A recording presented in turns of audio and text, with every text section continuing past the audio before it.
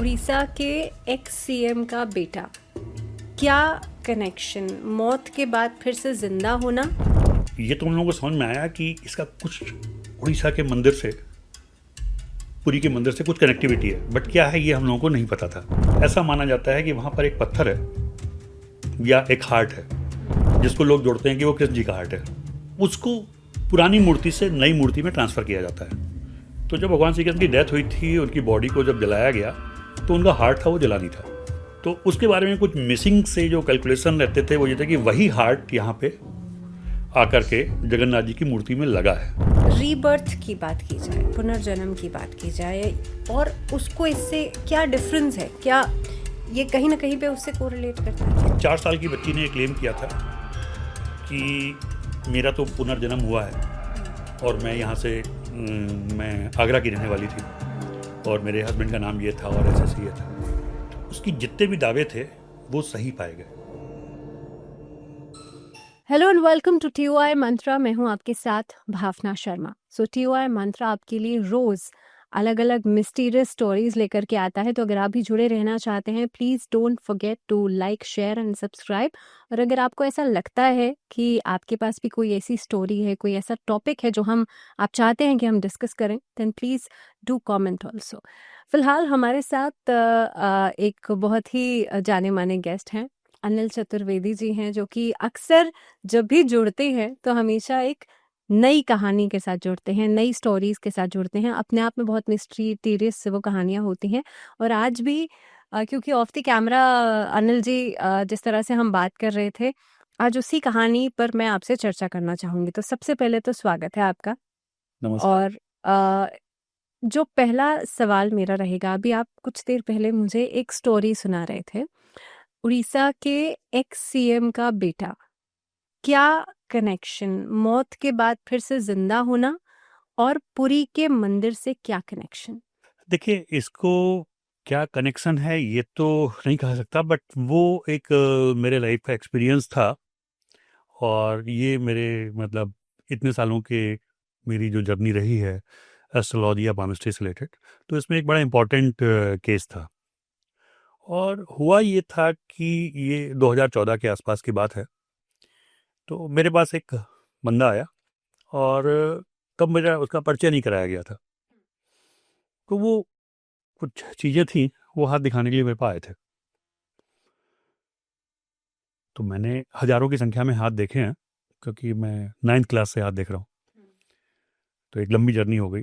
But उस हाथ में एक खासियत थी कि वो एक लाइफलाइन जो थी उनकी, वो एक पर्टिकुलर पॉइंट पे ब्रेक हो रही थी। और वहाँ पर एक मंदिर जैसी कोई डिज़ाइन थी, हाथ में थी क्लियरली। उसके बाद वो उस मंदिर के अंदर घुस करके दूसरी तरफ से चालू हो रही थी, बट वो एक ब्रेक था। तो ये वो पॉइंट था जहाँ से मैंने इस चीज़ को उठाया कि आखिर क्या था, क्योंकि इस तरह के केसेस आपको कहीं लिटरेचर में नहीं मिलेंगे।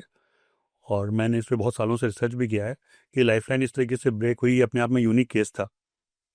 तो मैंने उनसे पूछा कि पर्टिकुलरली ये आपके संग इस सन में 90s, मिड 90s की बात थी, आपके संग कुछ ऐसा हो रहा है कि आपकी लाइफलाइन ब्रेक हो रही है, बट एग्जैक्टली क्या हुआ था?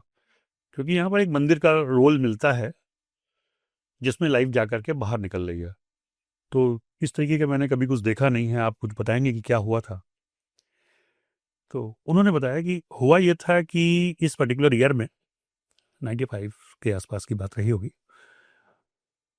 वो दिल्ली के एक बड़े अस्पताल में थे और उनको डेड डिक्लेयर कर दिया डॉक्टरों ने। अच्छा। शायद लोहिया अस्पताल था, राम मनोहर लोहिया। हम्म। कोई 20-25 मिनट के बाद वो फिर से जिंदा हो गए। तो इस कहानी की स्टार्टिंग वहाँ से होती है। ये बात तो हुई थी, तो वो पॉइंट तो मैच कर गया। लेकिन अब जो एक अनसुलझी कहानी थी वो उस मंदिर का, कि क्या रोल था कि उस मंदिर के अंदर वो लाइन जा रही थी और उस मंदिर के बाहर से निकल रही थी।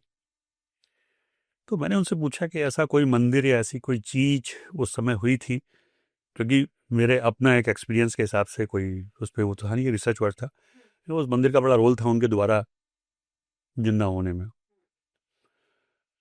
तो बोले कि इस बारे में मुझे फादर से पूछना पड़ेगा, मुझे तो बहुत ज़्यादा कुछ नहीं पता है। बात आई गई हो गई। एक हफ्ते बाद मुझे फादर का फ़ोन आया और तब मुझे पता चला कि उनके जो और फादर, ये उड़ीसा के। हाँ, हाँ। उनसे बात करके मुझे पता चला कि वो उड़ीसा के ex CM mister Girdhar Gomang थे, अच्छा। और ये जो लड़का था ये इनका बेटा था। तो उसकी ये कहानी थी। तो उन्होंने मुझसे पूछा कि ऐसे ऐसे मैं आपसे मिलना चाहता हूँ। तो जाहिर सी बात है कि मिस्टर गिरधर गोमांग एक बहुत बड़े पॉलिटिशियन रहे, 9 बार वो एमपी की सीट से जीते, और सेंट्रल मिनिस्टर रहने के साथ साथ उड़ीसा के सीएम भी रह चुके थे। तो मेरे लिए भी एक मौका था उनसे मिलने का। तब बिल्कुल मुलाकात होगी। वो आए तो उस मंदिर, क्योंकि हाथ पे जो डिजाइन आता है वो डिजाइन आप पेपर पे बना सकते हो, तो मैंने उस मंदिर की एक डिजाइन बनाई थी। तो उन्होंने केवल टू द पॉइंट उसी पे बात करी। बोले कि ये क्या है? तो ये साहब ये ऐसा है कि कोई मंदिर था जिसकी वजह से ये दिखा रहा है कि यहाँ तक आपकी लाइफ गई जो डिस्कनेक्ट हो गई, इस मंदिर के बाहर से ये निकल रही है, तो कुछ ना कुछ इसमें ऐसी चीज़ है जो इस मंदिर का एक इंपॉर्टेंट रोल है। और आमतौर पे ऐसा तब होता है जब ये या तो आपके पूर्वजों से रिलेटेड कोई आपका कुल देवी देवता का मंदिर हो या कुछ हो। हम्म। तो उन्होंने कहा कि हाँ, हमारा एक मंदिर है, लेकिन बहुत सालों से हम लोगों ने बचपन में उसके बारे में सुना था, बट कुछ भी पता नहीं है कि वो कहाँ गया, क्या हुआ, क्योंकि ये बहुत पुरानी बात हो गई। उन्होंने मुझे उड़ीसा फिर इनवाइट किया उस मंदिर को देखने के लिए। बोले कि हम इस पर सर्च करते हैं और पुराने लोगों से पूछते हैं। हम गए तो यहाँ से हमारी जो स्टोरी की खासियत थी वो स्टार्ट हो रही थी। साउथ कोरापुट के जंगलों में रहे हम लोग 6-7 दिन, और बड़ा नक्सलाइट बेल्ट थी, और वो भुवनेश्वर से लगभग 7 घंटे आगे की कहानी थी। तो वहाँ जाकर के हम लोगों ने एक बहुत प्राचीन मंदिर एक जंगलों में देखा। छोटा सा मंदिर था पहाड़ी पे जाकर के। उस पहाड़ी पे एक नोट करने वाली बात जो थी, जो उस समय हमने नोट की, मैं और मेरा भाई और मिस्टर गुमांग और भी कुछ लोग थे, कि वहाँ सारे पेड़ जो थे वो नीम के थे। हालांकि उस समय हमें उसकी बात समझ में नहीं आई कि ये इतने घने जंगल में आमतौर पे डिफरेंट डिफरेंट पेड़ होते हैं, बट वहाँ पे सिर्फ नीम के पेड़ थे उस अच्छा। पूरी पहाड़ी पे। और जो एक और बात थी जो हम लोगों ने उस टाइम नोट की, बट उसका मतलब उस समय समझ में नहीं आया, हम्म। कि वहाँ पर एक भी चिड़िया नहीं थी। अच्छा। जहाँ पर कोई ह्यूमन इंटरवेंशन नहीं था एक इतना जंगलों में। हम्म। तो थोड़ी अजीब सी बात थी कि हमें वहाँ पे कोई जानवर नहीं दिख रहा, कोई चिड़िया नहीं दिख रही, इतना घना जंगल था। और वहाँ पे जाकर के तो जब हम लोग उस पूरी पहाड़ी पे घूम रहे थे तो एक बहुत बड़ी सी चट्टान थी, और वहाँ पर कुछ जो पहला एक्सपीरियंस हम लोगों ने नोटिस किया कि वहाँ पर कुछ आंखें जैसी 2 आकृतियाँ बनी हुई थी। तो तब तक मुझे उसके बारे में ज़्यादा कुछ नहीं पता था। गए देख दाख करके पूरा एरिया। 1 घंटे के बाद जब हम लोगों ने उस पहाड़ी को सर्च किया और लौट करके आए, उस पहाड़ी में एक गुफा भी थी, और उस गुफा में हम लोग अंदर नहीं गए क्योंकि पता नहीं क्या निकलेगा। कुछ चीज़ें थी देख देख करके ना। तो जब वहाँ पर लौट के आए तो वो जो आंखें वहाँ पे बनी थी, ऐसा हम लोगों को महसूस हुआ कि उसका डायरेक्शन कुछ बदल गया है। अच्छा। फिर पहले वो किसी और डायरेक्शन में थी, फिर वो किसी और साइड में देख रहे थे। वो नेचुरल उस पर उभरी हुई थी उस चट्टान पे। तो हम लोगों ने बात नोटिस की कि यार ये अपना कोई वहम है या सच्चाई है। तो हम लोगों ने उनसे भी पूछा, "नहीं सर, ये क्या है?" और ये आप सबको महसूस हुआ? नहीं, ये हम में से किसी एक को महसूस हुआ था, लेकिन उसने जब ध्यान दिलाया तो हम लोगों का ध्यान गया। क्योंकि जरूरी नहीं है कि आप हर चीज़ को बहुत बारीकी से देखें। वो मेरे छोटे भाई ने उसको देखा था, तो उसी ने बोला कि यार ये आंखें शायद इधर देख रही थी जो अब इधर देख रही। तो उसमें कुछ तो है जो यूनिक है। तो उन्होंने इनसे पूछा कि साहब खाली हमारा अपना है या आपने भी इस चीज़ को नोटिस किया? तो उन्होंने जैसे ही उसको देखा, तब तक मैं पुरी के मंदिर में नहीं गया था। जगन्नाथपुरी हमारा बहुत फेमस मंदिर है। हाँ। तो उन्होंने कहा यार ये जो आंखें बनी हुई हैं ये तो हमारे जगन्नाथ जी की हैं, उस मंदिर से मैच करती हैं, तो उनकी हैं। ठीक है, मुझे तो आइडिया नहीं है। तो वो तो वहाँ से जुड़े हुए थे तो उनको तो पता ही था, उड़ीसा के थे। तो ये वो पॉइंट थे जो उस समय हमको समझ में नहीं आ रहे थे। देखा देखा हम लोगों ने उस मंदिर को। बाद में हालांकि वहाँ पे उन्होंने उस गुफा में सर्वे भी कराया, और वहाँ पर गौतम बुद्ध के पीरियड की पेंटिंग्स निकली उस गुफा के अंदर। अच्छा। वो बात की बात थी। और उसमें कुछ ऐसी मूर्तियां निकली जिनकी कार्बन डेटिंग से पता चला कि वो मिलियंस ऑफ ईयर्स पुरानी थी, जो कि सेल्फ मेड थी, मतलब अपने आप बनी थी। वो किसी आदमी ने नहीं बनाई थी। वहाँ पे एक गणपति की मूर्ति थी और चीज़ें थी, एक अजगर था, जो कुछ छोटे ग्लास मेरे पास अभी भी होंगे। तो वो सेल्फ मेड थे। ये तो हुई उस पहाड़ी की बात है। उस पहाड़ी से ये पता चला कि वहाँ पर एक बड़ी सी चट्टान पे इनकी जो गिरधर गुमांग के दादाजी थे, गिरधर गुमांग खुद 85 प्लस है, उनके दादाजी थे मलिया गुमांग। तो उन्होंने अपने किताबों में कहीं लिखा था कि एक पूरी एक उस वो एक ट्राइबल कम्युनिटी को बिलोंग करते हैं। तो वहाँ पे उस बड़ी सी चट्टान पे सारे उनकी जो क्या बोलते हैं, जो प्रतिलिपि कह सकते हैं, प्रतिलिपि नहीं, जो उनकी लिपि होती है, लिखने की जो भाषा होती है, वो कैरी हुई थी। तो इससे उन्हें ये तो पता चल गया उसको भाषा को पढ़ने के बाद कि हाँ ये इनके दादाजी ने ही लिखा था, मुलिया गुमांग जी ने उसके ऊपर पत्थर पे उन्होंने वो बनाई हुई थी। तो ये तो हुआ कि हाँ इस मंदिर का इनके पुराने उससे पुराने पूर्वजों से कोई मतलब था, कनेक्शन था। तो वहाँ पे उस टाइम तो हम लोग लौट आए। बाद में उसका पौराणिक महत्व हम लोगों ने पता करने की कोशिश की क्या था। तो और जब पता किया गया, क्योंकि ऐसे हम लोग किसी चीज़ को जोड़ नहीं सकते थे कि भाई ये मंदिर उनसे किस तरीके से कनेक्ट है, क्या है, क्योंकि यहाँ पर मैं एक लिंक को कनेक्ट करने की कोशिश कर रहा था कि उस उनके लड़के की जो डेथ हुई और वो जिंदा हुआ, उसका इस मंदिर से क्या लेना देना है। बट जो बड़ी बातें दो सामने आई, एक तो उनके ग्रैंडफादर की वो लिपि, दूसरा वो आंखें, कि कुछ था जो उसमें नॉर्मल चीज़ों से अलग था। तो फिर उनके लोकगीत होते थे, तो ये तो हम लोगों को समझ में आया कि इसका कुछ उड़ीसा के मंदिर से, पुरी के मंदिर से कुछ कनेक्टिविटी है, बट क्या है ये हम लोगों को नहीं पता था। और बहुत ज़्यादा चीज़ें मिलती भी नहीं है इस तरीके की कहीं पे भी इतिहास में। तो हुआ ये कि हम लोग लौट के आए, बातें करी, उस पर थोड़ी सी चर्चा हुई। उन्होंने बहुत सारे अपनी कम्युनिटी के लोग थे सीनियर, जो 90 प्लस वाले लोग थे, और जो उनके दादाजी के साथ के भी लोग थे, उनको उन्होंने बुलाया। हालांकि उस समय वो बहुत छोटे हुआ करते थे, क्योंकि खुद गिरधर गोमांग जी ही 85 प्लस थे। उनसे पूछा गया कि यार इस मंदिर के बारे में, तो उन लोगों ने बताई कुछ पुरानी लोकगीत जो उनके उसमें आज भी गाए जाते हैं, और कहानियां थी। उन्होंने बताया कि हो क्या रहा है, जो पुरी के राजा थे, इनके लोकगीतों में उनको बहुत अच्छी नज़रों से नहीं देखा गया, और एक तरीके से उनको चोर की तरीके से वर्णन किया गया। अच्छा। तो हमने कहा इसका क्या रीजन था, क्योंकि उन्होंने मुझे बताया उस लैंग्वेज को कन्वर्ट करके। बोले हुआ यह था कि कई सौ साल पुरानी बात है, पुरी के महाराजा एक दिन जंगलों में आए थे वहाँ पे, वो साउथ कोरापुट के, आज भी वो काफ़ी घने जंगल है, लोग वहाँ से काफ़ी दूर ही हैं, बहुत डेवलपमेंट नहीं हुआ है। तो बोले जो पुरी के महाराजा थे वहाँ आए थे और वहाँ फंस गए। तो उस समय इनकी जो कम्युनिटी थी, ट्राइबल कम्युनिटी थी, उसके जो मुखिया थे, उन्होंने उनको अपने आश्रय दिया। अच्छा। और चूंकि घायल भी थे तो रखा, उनका इलाज उलाज किया। उनकी बेटी थी, उससे इनकी कुछ शादी हुई या क्या, बहुत ज़्यादा तो इतिहास नहीं मिलता है, बट ये उनके गानों में था। तो बोले वो जो मुखिया थे वो एक गुफा में जाया करते थे डेली सवेरे उठ करके। अच्छा। और कितना भी खराब मौसम हो, कुछ भी हो, वो जाते जरूर थे। तो उन्होंने उस गुफा के बारे में लिखा था कि वहां पर एक पत्थर हुआ करता था, और तब तक उसके बारे में किसी को पता नहीं था, जिसकी वो पूजा करते थे। वो अपने मानते थे कि वो भगवान की पूजा करने के लिए वहां जा रहे हैं। एक दिन उनकी तबीयत खराब थी और वो राजा जो थे वहां से उस पत्थर को लेकर के गायब हो गए।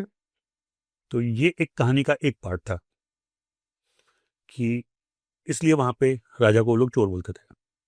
लेकिन इस कहानी का जब दूसरे पार्ट पे हम लोग आए, लिंक करने की कोशिश की गई, तो पुरी के मंदिर की एक बड़ी कहानी निकल करके सामने आई, जो कि लोगों की नज़रों में है, लोग जानते हैं। पुरी के मंदिर की खासियत यह है कि वहाँ की जो मूर्तियां हैं, सब जानते हैं कि वो नीम के पेड़ की लकड़ी की बनती हैं, वो लकड़ी की मूर्तियां हैं। और जिस पर्टिकुलर ईयर में, जैसे हिंदी के मंथ होते हैं, हिंदी कैलेंडर के हिसाब से जिस ईयर में 2 आषाढ़ के महीने पड़ते हैं, सावन भादों को आर कार्तिक होते हैं ना, तो ऐसे आषाढ़ के महीने होते हैं। तो जिस ईयर में 2 आषाढ़ के महीने पड़ते हैं, नॉर्मली ऐसा 12 से 14 साल की साइकिल पे रिपीट होता है। अच्छा। उस समय वो मूर्तियां हटा करके वहां पे नई मूर्तियां रखी जाती हैं। अच्छा।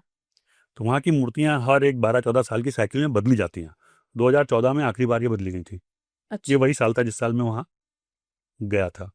तो तब मुझे और थोड़ा सा इसके बारे में जानने का मौका और मिलता है। जो मूर्तियों को हटाया जाता है उनका क्या किया जाता है? जो मूर्तियां हटाई जाती हैं उनको दफना दिया जाता है। अच्छा।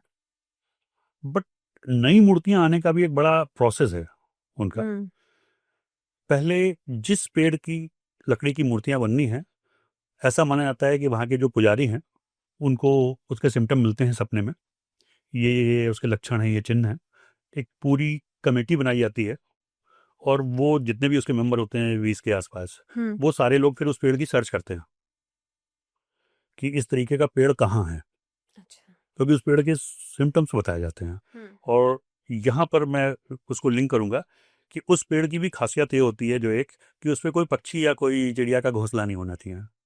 अच्छा। तो ये चीज़ें जो उस गुफा से कनेक्ट करती थी कि वहाँ पे भी सारे नीम के पेड़ थे। हाँ। ये मुझे मंदिर में जाके पता चला। तो बोले उस पेड़ की पहचान की जाती है, और जब कमेटी के सारे लोग एक मत से तैयार हो जाते हैं कि भाई यही पेड़ है, फिर उस पेड़ को काट करके लाया जाता है। बनाई जाती। लेकिन उसका भी प्रोसेस थोड़ा डिफरेंट है आज के ज़माने में भी। अच्छा। क्योंकि जब वो मूर्ति पेड़ काटा जाता है, पहले सिलेक्शन होता है, सिलेक्शन होने के बाद उस पेड़ को काटा जाता है और वो रात के अंधेरे में लाई जाती हैं। पूरे सिटी की लाइट बंद कर दी जाती है। उस समय लोगों को निकलने की परमिशन नहीं होती है, बड़ी सिक्योरिटी में वो बंद उसमें आती हैं, कोई उसको देख नहीं सकता। वो आकर के कमरे में बंद कर दी जाती हैं मूर्तियाँ, मतलब लकड़ी। फिर वहाँ वो मूर्तियाँ बनती हैं, और इनकी कहानी भी है, अगर आप उसको सर्च करोगे, कि जो पहली बार भी जो मूर्ति बनी थी, तो जिस मूर्तिकार ने बनाई थी वो कमरे के अंदर ही था, बाहर नहीं निकला था। तो आज भी वही सिस्टम फॉलो होता है। तो जब वो मूर्ति बनकर तैयार होती है, तो अब बात यह है कि पुरानी मूर्ति से नई मूर्ति में क्या चीज़ कॉमन है। वैसे तो हम कोई मूर्ति ला के रख देंगे। यहाँ पर चीज़ आती है कि ऐसा माना जाता है कि वहाँ पर एक पत्थर है या एक हार्ट है, जिसको लोग जोड़ते हैं कि वो कृष्ण जी का हार्ट है, क्योंकि ये बड़ी ऐसी कहानियां हैं जो किस्तों में है, इनका एक साथ लिंक नहीं मिल रहा था। तो बोले उसको पुरानी मूर्ति से नई मूर्ति में ट्रांसफर किया जाता है। अच्छा। तो ये चीज़ तो अवेलेबल है, आप कहीं पे भी सर्च करोगे आपको लिटरेचर में मिल जाएगी उसकी। लेकिन खासियत क्या थी कि ये जो ट्रांसफॉर्मेशन होता है पुरानी मूर्ति से नई मूर्ति का, इसको वहाँ के पंडे नहीं करते मंदिर के। अच्छा। पंडे जो होते हैं वो नहीं करते। इसका ट्रांसफॉर्मेशन करने के लिए भी हमारा उसी ट्राइबल कम्युनिटी का एक आदमी आता है जो चेंज करता है। अच्छा। और एक बड़ी बात है कि इसका सिलेक्शन करने का भी एक प्रोसेस होता है, हर आदमी आके नहीं कर सकता।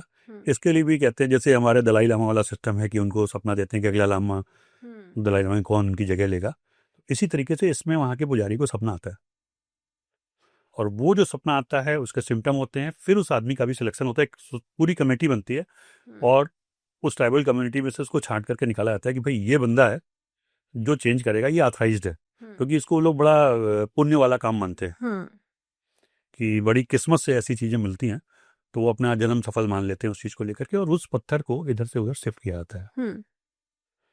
तो कहीं पे भी इसका वैसे तो वर्णन नहीं है, लेकिन एक खास चीज़ मिलती है जो वहाँ के ट्राइबल उसमें बोली गई, जो पता चली कि अब ये जो भी है हार्ट है, और जो इसको कन्वर्ट करता है पुरानी मूर्ति से नई मूर्ति में लगाता है, ऐसा पिछला इतिहास मिला है, क्योंकि ऑफिशियली लिखा तो नहीं गया, लेकिन उस कम्युनिटी में लोग बोलते हैं कि वो बंदा फिर सरवाइव नहीं कर पाता। अच्छा। और उसका रीजन जो मुझे अपने लॉजिक से समझ में आया कि ये कोई ऐसी चीज़ है जिसका बहुत हाई रेडिएशन है। ओके। तो शायद उसको चेंज करते वक्त वो रेडिएशन उसके ऊपर एक इफेक्ट डालते हैं। हालांकि वो लोग बड़ा पुण्य का काम मानते हैं और ये मानते हैं कि हमारा जीवन सफल हो गया, हमें मोक्ष मिल जाएगा, उन्हें पता होता है, लेकिन इस चीज़ को कभी भी पब्लिकली बोला नहीं गया। ये करता वही है जो वहाँ का आदिवासी होता है, उसी पर्टिकुलर कम्युनिटी का। तो यहाँ से मुझे कुछ लगा कि यार ये जो पत्थर वहाँ से चुरा के लाए थे और अब उसी कम्युनिटी के लोग हैं, वही आके इसको बदलता है, तो देयर इज समथिंग। और जब मैंने इसके बारे में स्टडी करी तो पता ये चला कि साहब ये कहा गया था कि जब द्वारिका में कृष्ण जी की डेथ हुई थी, उनको तो किसी श्राप के उसमें एक तीर लगा था, हाँ, और मर गए उस आंख में जो उनके पैर पैर में में थी, पैर में थी। पैर में उनके तलवे पे लगा था, तलवे पे। तो उनकी डेथ हुई थी। तो जब भगवान श्री कृष्ण की डेथ हुई थी, उनकी बॉडी को जब जलाया गया, तो उनका हार्ट था वो जला नहीं था। तो उसके बारे में कुछ मिसिंग से जो कैलकुलेशन रहते थे वो ये थे कि वही हार्ट यहाँ पे आकर के जगन्नाथ जी की मूर्ति में लगा है। लेकिन इसके बीच की कोई भी लिंक कहीं अवेलेबल नहीं थी कि वो कैसे आया या कैसे लगा। इसके बारे में ये कहा जाता था कि भाई राजा थे, उनको सपना आया, उन्होंने मूर्ति बनवाई, ये किया वो किया।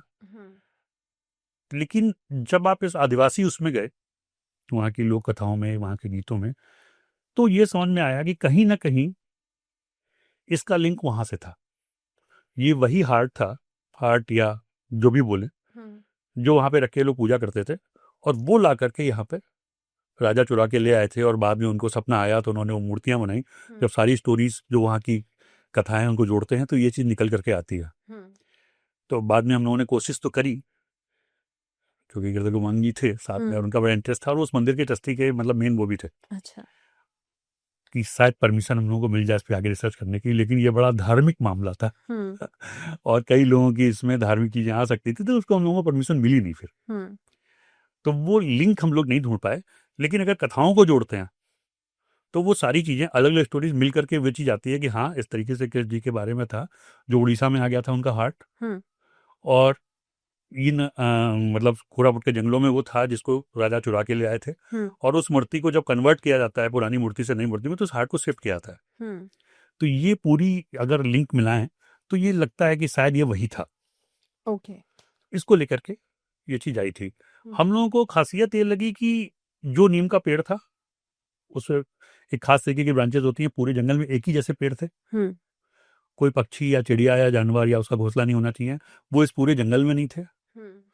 उस पत्थर का जो उनकी कथाओं में वर्णन मिलता है और जो इसके बारे में लोग बताते हैं, देखा तो किसी ने नहीं है क्योंकि एक ही आदमी छेद करता है इसको, और फिर बाद में उसके सर्वाइवल के निशान नहीं मिलते। तो वो जो थोड़ा थोड़ा सा चीजें मिली थी, वो सब चीजें लिंक करती थी। अच्छा। तो ये चीज मेरे लिए एक ऐसा एक्सपीरियंस था कि बाद में पता ये चला कि सब वो जो मंदिर था वो उनके पूर्वजों का मंदिर था, और शायद उसकी कोई शक्ति थी। शक्ति तो इतनी बड़ी थी क्योंकि वहां से पत्थर जुड़ा हुआ था पूरी का, इनका जगन्नाथ जी का, और आंखें भी दिखी आपको? आंखें भी दिखी वहां पे। उसी से तो हम लोगों ने लिंक कर पाया, अदरवाइज तो 600 किलोमीटर दूर वहां पे कौन देखने जा रहा था कि क्या था, क्योंकि तब तो मैंने देखा नहीं था।